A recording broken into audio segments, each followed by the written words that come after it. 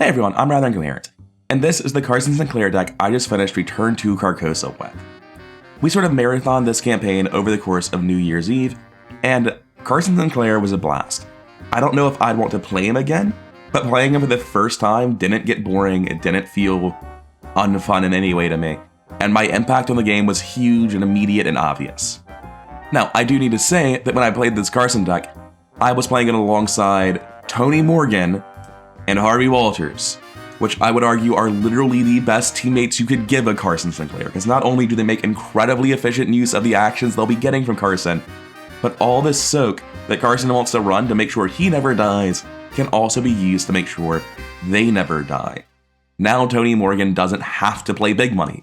You'll just make sure that he never, ever dies to treachery effects. Harvey Walters doesn't have to buy a bulletproof vest, doesn't have to urgently replay his Mr. Rook every time he draws his weakness. You'll just be doing it for him. You'll give him more actions indirectly and more experience and cards indirectly. I really don't think there could have been a better team to put a Carson in, and that might warp my opinion a little bit of him. Because in the team I played Carson in, he is like legitimately an S tier, completely insane character. However, I recognize that he's scaling up with his teammates. That's a nature of Carson. He will also scale down with them. If I played alongside Jim and Lola, it would have been rough. But I do think I can rate Carson on the assumption that you're playing alongside teammates that at least make competent use of your ability, they value their actions, and then in addition, that you're going to be giving them soak that they don't just not need at all.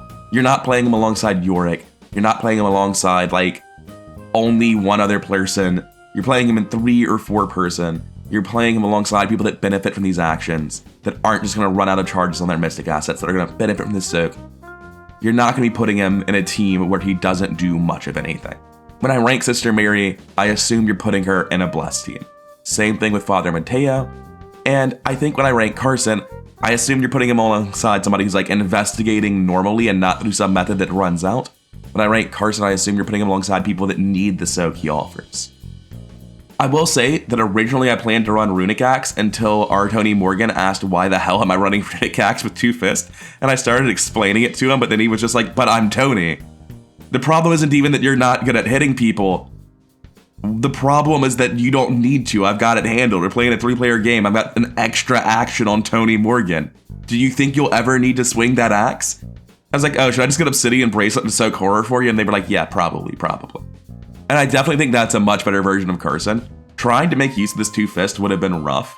Just giving my action to a fighter instead and having more soak for that fighter is going to cost me less XP and be more reliable, because you don't pull from the bag to use Obsidian Bracelet, it just happens. And unlike that axe where I'll have a 2 out of 30 chance of hitting it, Obsidian Bracelet means I've got an 8 out of 30 chance of hitting horror soak for my teammates. I'm very consistently doing this job. So I also think Carson's gonna be better in a team where you can trust your fighters to handle shit and you don't have to pretend you're gonna use this awful stat line. So, as you can see, the first thing I'm doing, I'm Carson. Almost every turn of the entire game, I had a 2-action turn because I would give both actions away to Tony and Harvey. Then as far as the assets I would play, it really is just soak for my team. I think Garish was the first upgrade I got, it was, and I hard mulligan for Garish. Shortly thereafter, I got Stick to the Plan and Aboriginal 4, and then once I had Stand Together 3s in my hand, I would hard mulligan for Stand Together 3s as well as Garish once I finally got around to getting this. But that's like the 24th experience in the deck, it took a while to get here. Garish Kadaki is mostly amazing because they can make your teammates pass tests that were otherwise just even and unlikely to succeed. They're technically infinite soak. They're just a really, really good ally to have out. I'm not sure how much value Garish really got, because my Garish was horrifically unlucky. Whenever I would give someone +2 on a test I knew they would pass during the Investigator phase to heal it, I would give them the autofail token alongside it every time.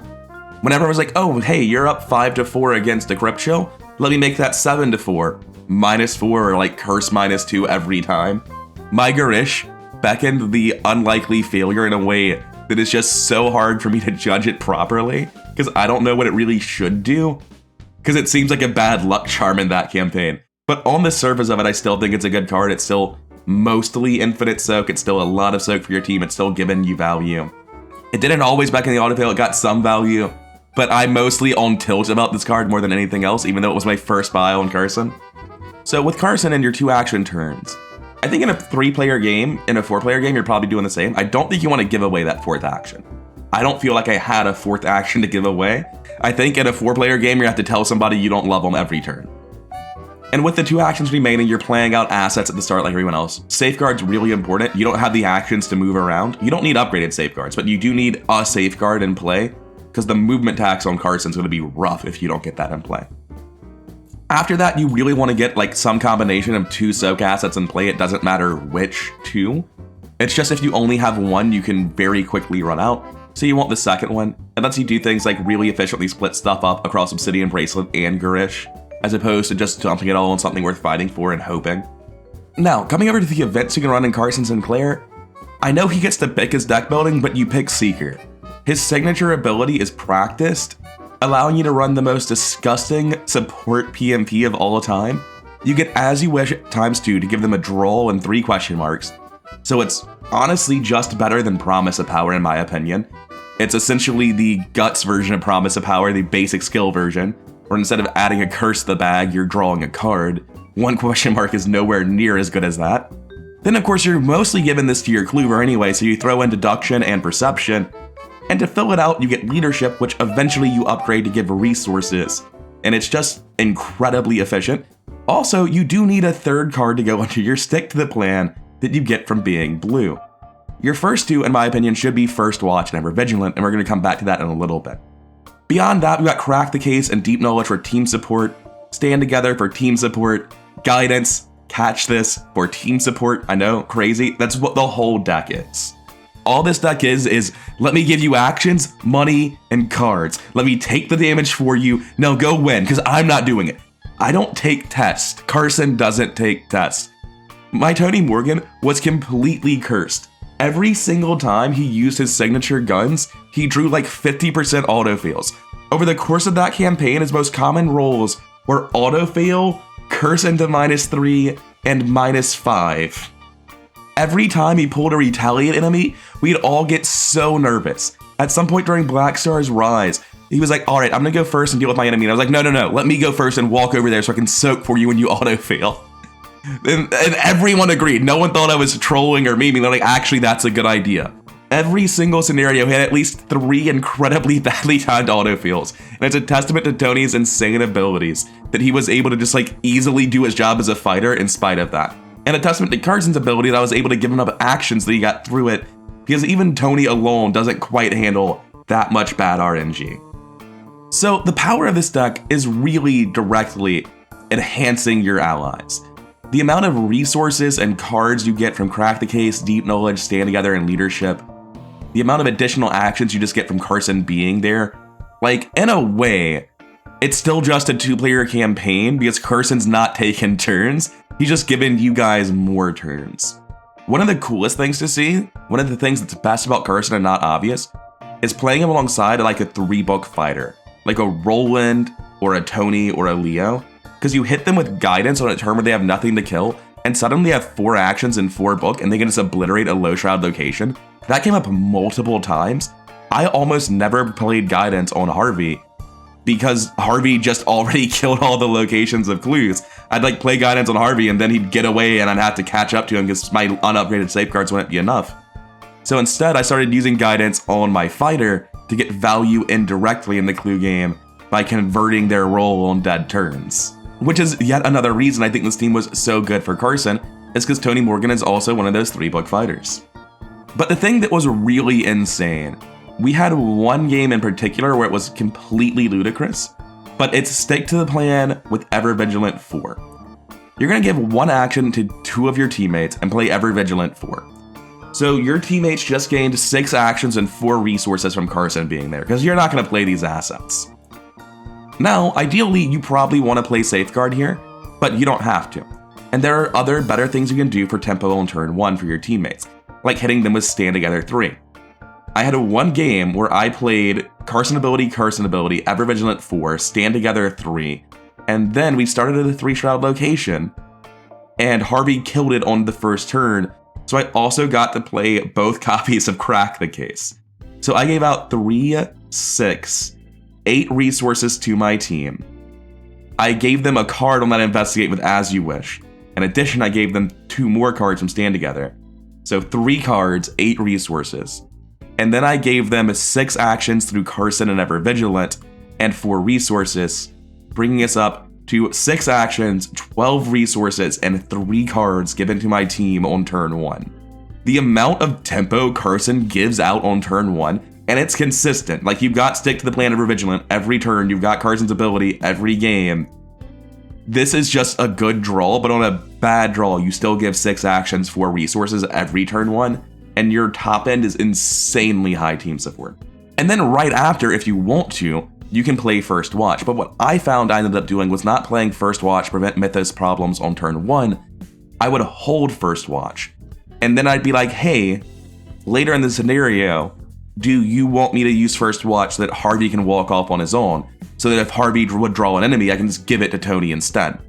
Something that happened very regularly with First Watch is a small but important part of this card is that you can only give 1 card to investigators other than yourself. You can take all the cards yourself. So pretty regularly, we'd like take the First Watch, there'd be a blank card and 2 bad cards.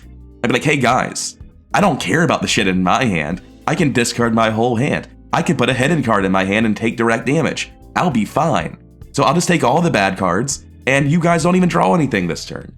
And then in addition to the value of only drawing the bad cards on Carson, who doesn't give a shit about them, is that you're making it so that Harvey can walk away from his bodyguard for a round, and you just have the ability to guarantee this once per game, because it's going to be under your Stick to the Plan, which is really, really nice. And then you felt the 3rd slot with Practice makes perfect, because of course it fits under there, it's a tactic, it's gross. So yeah, the opening tempo in Carson is insane. It takes a while for the amount of value you get from Stick to the Plan to Ever Vigilant 4, combined with like literally anything else, for your team to start falling behind in tempo because of Carson. You're going to crush Agenda 1 Act 1 in record time pretty consistently. I think Garish Kadakia is actually cuttable. My bad RNG notwithstanding, like you could have just run Brother Xavier's for the same amount of team soak. You don't need Infinite Soak, you don't need to be handing out Unexpected Courages. He's very expensive on experience, like this guy does cost you 11 experience. You can just run with Tetsuo for a while. So I think if there's another thing you can do over Garish Charisma, it's probably going to be a lot better than the experience front. It's make you a lot stronger early in the campaign because you get Ever Vigilant more and Stick to the Plan earlier. But there's really not too much to say about Carson. You soak for your team, you move with your team, you give your team extra actions, and boy howdy can you give them a lot of extra actions. If they have 3 booked, you can actually semi-convert them into a Kluver for a turn. You give them Stand Togethers, and the Kluver gets Practice Makes Perfects, and Deep Knowledges, and Crack the Cases. Carson just gives your team so much more juice, so many more cards, so many more resources, so many more actions, that if your team is making remotely good use of any of that, you can feel that Carson is there constantly. We had one scenario where Tony had to run off because of starting enemies immediately, and they were the most important thing in the game, so I ran off with him. And Harvey was like visibly like, wow, this game feels a lot worse than the others. I'm not quite sure what's going wrong. And then we clicked. It was like, oh, Carson's not with you. You realize that damage exists now and you're not randomly getting free money and cards every turn. I don't think I found it boring to play, but I do think I would start getting there if I played it for a 2nd or 3rd campaign. But I think the deck is just like transparently very strong. I have it in the upper half of my tier list towards the top of the strong tier. And I think that's where it deserves to live, assuming you give it teammates that are worth helping. I think if you put it in a team with D-tier investigators, he'll be a D-tier investigator. That's just how it is. That's what he does generically. But I think the amount of soak that he has to make you feel safe helps to cover up a lot of weaknesses of lower tier characters. Someone like a Roland Banks is incredible with a Carson. They're not afraid of dying anymore. They're able to find clues more reliably because they can get guidance from Carson. They're like just a tremendously better character alongside Carson. And there are a lot of lower ranked characters that specifically benefit from the fact that Carson is helping out their soak, because part of what holds them down is just how easy it is for them to get messed up by the Mythos deck. Anyways, that's it for now. Carson Sinclair is actually good. Gonna go ahead and edit this question mark out. Wrapping up Carson, he's not like the most intricate character. There's the puzzle you have to play where you figure out how to move around and use your actions best on your teammates who need support and why. There's stuff to think about, but he's definitely a lot more boring than other characters. I didn't find him absolutely boring to play. I found him pretty engaging, and by like the 8th scenario, I was like, I don't know if I want to play another campaign of this. I think your first playthrough of Carson, you're not going to be bored. I think there's enough to think about and enough to do that Carson's actually engaging enough to get through one playthrough. Unlike most characters, I don't know that I'll ever play him a second time. One thing that I want to say before I wrap up is Garish Kadakia combined with As You Wish can give a teammate +5 to a test, which is really a big deal. That's enough to do basically any test the scenario gives you. And that is a lot of team utility. There were multiple points in the game where we really didn't have a solution to something the scenario was going to make us do, except Carson was there. Like, there were mandatory foot tests that our team that universally had 2 foot managed to pass because we had Carson. And that's a big deal. That's something he's doing that other people really aren't. I wish I could say that Carson was a blast to play, but he just wasn't. He's okay to play. Usually when someone's as strong as Carson, I have a lot more fun, but this is fun in a way that is like a lot more fun for your teammates than you. Because even if you're laughing with them that crack the case never goes to you, like, you kind of would have liked to play Tetsuo this turn. Like, I understand and agree, but I also would just like to play the cards in my hand a little bit and not give you every single bit of my money. But yeah, no, he's very good. Unless you pick teammates with him that are terrible or you play him in true solo or duo mode, like, as long as you're in a 3 or 4 player team with teammates that do stuff and have weaknesses, which I think is the majority of campaigns, then Carson Sinclair is a great character. And if you put him alongside characters like Tony and Harvey, some of the best characters in the game that are capable of having weaknesses, then he'll be played to an incredibly high level, and you'll see very clearly just what Carson can bring to the table. Before I wrap up, I will briefly show the other decks. People usually have some interest in seeing them.